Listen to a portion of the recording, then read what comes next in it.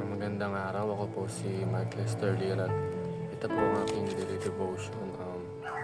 Humility makes us true servant na tinalakip po ni Pastor Russell Ocampo sa 365 daily devotion. Ang Bible verse po ngayong araw galing sa John chapter 13 verse 15 to 7. Sabi po dito is, "For I have given you an example that you also should do as just I have done to you. Truly, truly, I say to you, a servant is not greater than his master, nor is a messenger greater than the who sent him. If you know these things, blessed are you if you do them." Ang unang katuruan ngayong araw ay galing sa ay Jesus demonstrates humility. Si Jesus ang nagpapakita ng pagpapakumbaba sa ating mga tagasunod niya.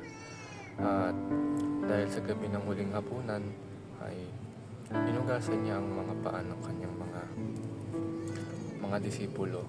At kung ang Panginoon ay marunong magpakumbaba sa kanyang mga disipulo, ay dapat tayo rin mga tagasunod niya kasi pinapakita ni Jesus kung paano maging mapagkumbaba. Second teaching is Jesus eliminates all our excuses.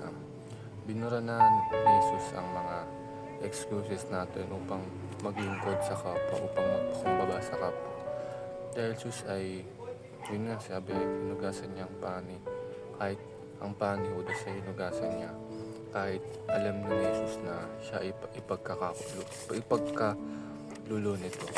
At kaya dapat tayo ay bilang mga tagasunod niya o Christians ay wala rin dapat tayong dahilan na hindi tayo maglingkod sa kapwa natin kahit na salbahe ito sa atin, masama o ugali, maglingkod pa rin tayo at magpakumbaba kahit na tayo ay hindi komportable sa ibang tao ngayon.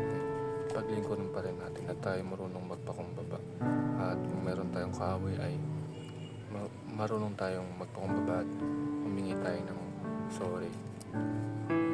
Ang huling katuruan is Jesus blesses His followers. Binibless ng Panginoon ang kanyang mga followers, ang mga totoong followers o tagasunod ng Diyos. May blessings talaga tayo kapag sinusunod natin ang mga utos ng Diyos, ina-apply natin ang mga salita ng Diyos sa buhay natin. Magiging blessed talaga tayo at dahil hindi madamot ang Diyos sa kanyang mga anak. Unang realizations ko po is pag tayo ay naging matutong magpakumbaba sa ibang tao ay nagiging totoo tayong tagasunod ng Diyos, at huwag natin